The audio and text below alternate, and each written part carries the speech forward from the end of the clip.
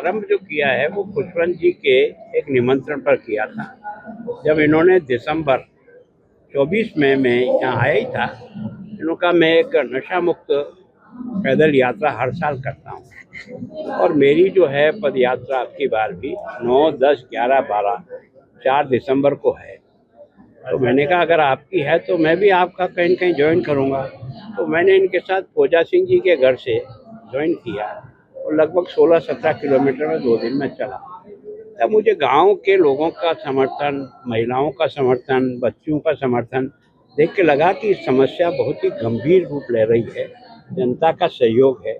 अब इस जनता के सहयोग में अगर हम भी अपनी कुछ मेहनत करें तो इसको जन आंदोलन बना सकते हैं। और उसके बाद मैंने भी 6 दिन की लगातार पैदल यात्रा की। सर, युवाओं का इसमें कैसा योगदान? निश्चित रूप से देखो, सहयोग क्या है कि भविष्य भी उनके आधार पर, नशा मुक्त पंजाब बनेगा तो युवाओं के आधार पर ही बनेगा। स्कूल के बच्चे, कॉलेज के बच्चे, विश्वविद्यालय के बच्चे अगर ये हमसे जुड़ गए और इन्होंने ही केवल ठान लिया तो 5 साल बाद परिणाम तो सामने दिखना ही है। तो हमने उनके भी सारे वीसी को सबको बुलाया।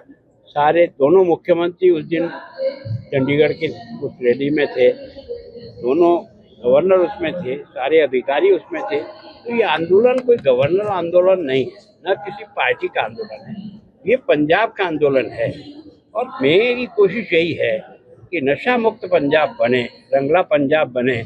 उसमें ये बहुत बड़ी मदद कर सकता है हमारे विकास के लिए, लॉ एंड ऑर्डर सारी को कंट्रोल करने के लिए, क्योंकि यही एक ऐसी कमी हमारे में जो दूसरे देशों ने डाला है।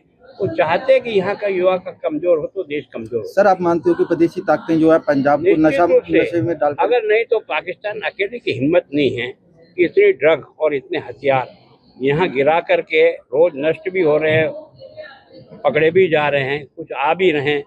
इतनी बड़ी संपत्ति कोई भी देश, पाकिस्तान की तो हैसियत नहीं है कि वो अकेला यहाँ डाल सके। महामहिम युद्ध नशा के विरुद्ध जो मुहिम है ये जन आंदोलन बने, इसके लिए आम पब्लिक को क्या कुछ संदेश रहेगा? तो मैं जनता से जो निवेदन करता हूँ कि पंजाब बहादुरों का मुल्क रहा है, पंजाब का इतिहास इतना गौरवपूर्ण रहा है, यहाँ की धर्म और संस्कृति को बचाने के लिए तो बलिदान हुए हैं। राजा रणजीत सिंह जी के समय से लेकर के देश के लिए जिस प्रकार के लोग लड़े मरे हैं, फौज में भी आज जितने सैनिक यहाँ हैं, एक तरह से देश के हर काम में पंजाबी, चाहे खेती की दृष्टि से देखो तो पंजाब ने उसको बीड़ा उठाया। तो वो एक बहुत ही संघर्षशील मुल्क है। इस मुल्क को अगर एक नशा कमजोर कर रहा है तो हमारा मिलकर के प्रयत्न होना चाहिए ताकि हम इसको परास्त कर सके, हमारे नौजवान पीढ़ी को बचा सकें और आने वाली जो बहादुर हमारे नौजवान हैं वो देश के लिए, समाज के लिए एक एसेट बने। सर, कई लोग पंजाब में सरकार को मार दिया गया है, तो किस तरह देख रहे हो बॉर्डर एरिया पर? देखो क्या है कि मैं सोचता हूँ कि इसमें भी जब छानबीन होगी तो कोई न कोई ड्रग का कारण निकलना चाहिए। मेरा मन कहता है कि कोई न कोई ऐसा कुछ होना चाहिए कि इसमें अंततोगत्वा जा कर के ड्रग की तस्करी करने वाले लोगों को ही कहीं न कहीं कोई सामान गिरा होगा या ले जाना होगा, उसके लिए शायद उन्होंने किया होगा, पता लगेगा। अभी तो एकदम जब तक छानबीन पूरी परफेक्ट